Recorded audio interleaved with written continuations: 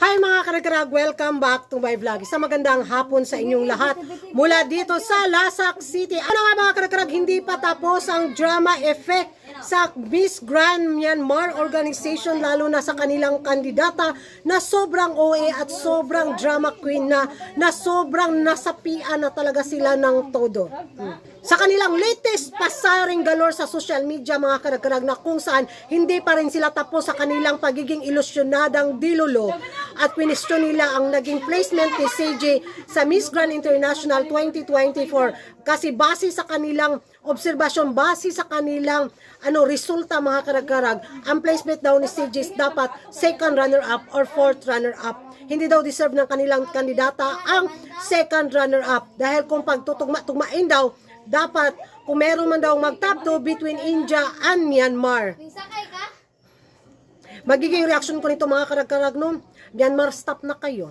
Hindi kayo titigil. Huwag kayong magsimula ng war between Philippines.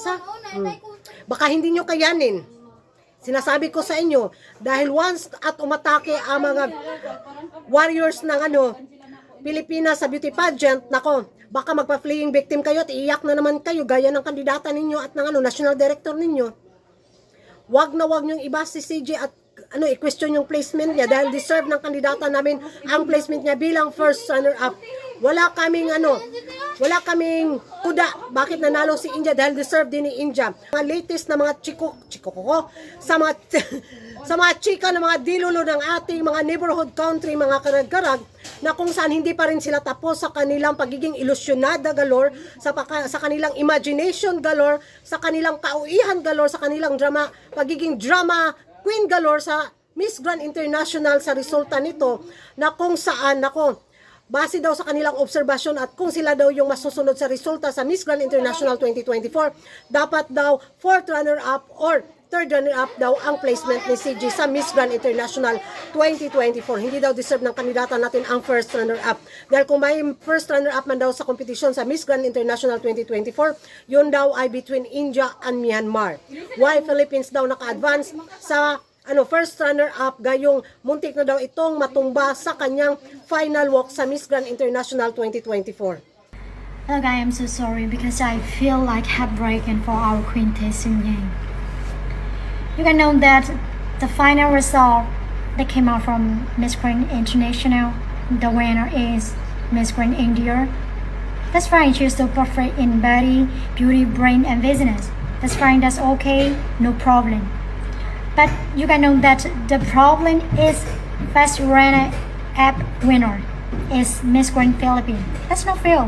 You can see that our Queen Tae Seung-yae was more beautiful, more dedicated and more passionate for this competition, and she was so trying hard. You can see that. I feel like that's not fair. She only got second runner-up winner. That's not fair. She deserves more. That's why I feel like I don't want to follow everything. Magiging reaction ko nito mga karagkarag, no? Dito sa ating neighborhood country. Please lang Myanmar, stop na kayo sa pagiging dilulo ninyo. Stop na daw kayo, bi. Dahil baka hindi nyo kayanin ang bagsik ng mga Pinoy beauty pageant lovers pag kami na yung manggigigil sa galit sa inyo. Kung ibabash nyo ng todo si CJ na walang ginawang masama sa inyo at deserve ng kandidata namin. If you will not stopping bashing CJ, nako, you will tikim-tikim ng pambabash din sa Pilipinas. Watch out sa kandidata ninyo. Dahil kung walang makeup yung kandidata ninyo, parang yung si My Precious. Gigil ako mga karagkarag sa kanila. Tapos todo pa sila sa Pilipinas yung naging performance ni CJ. Dahil kung pagtutuusin daw talaga, dapat pansinin daw yung kandidata nila. Bakit daw ang Philippines na muntik ng talisod nakapasok as first runner-up? Huy, stop being dilulo please. Huwag niyong idamay at ibash talaga si CJ. Kita niyo naman sa performance ng kandidata ninyo at sa naging performance ng kalaban ng kandidata ninyo. Deserve ng kandidata namin at ng mga ibang kandidata yung placement nila. At yung placement ng kandidata ninyo, naku-questionable yun. Nako, wag kayong masyadong maging basura system galore. Dahil pagka hindi nyo kayanin, pag Pinoy beauty pageant na ang mangbabasa kandidata ninyo, baka tuluyan na kayong iiyak na wala sa lugar. Samahan at damayan nyo na lang yung kandidata ninyong na sobrang kauihan. At yung national director ninyong sobra din. Di ba? Kagigil mga karag-karag, at iano pa talaga nila si CJ. Nako, wag si CJ talaga. Wag nyo talagang gagalawin si CJ. Dahil nako, kami yung makakalaban ninyo. Warning namin yan sa inyong mga neighborhood country naming taga Myanmar. Stop the bashing. Accept na ninyo yung pagkatalo ng kandidata nyo. Wala kaming pakialam kung isauli nyo yung corona ninyo at yung SAS ninyo kay Angkol. We don't care. We care our candidates. So, don't bash CJ. Baka Unsa man imong hati, bebe? Sugat.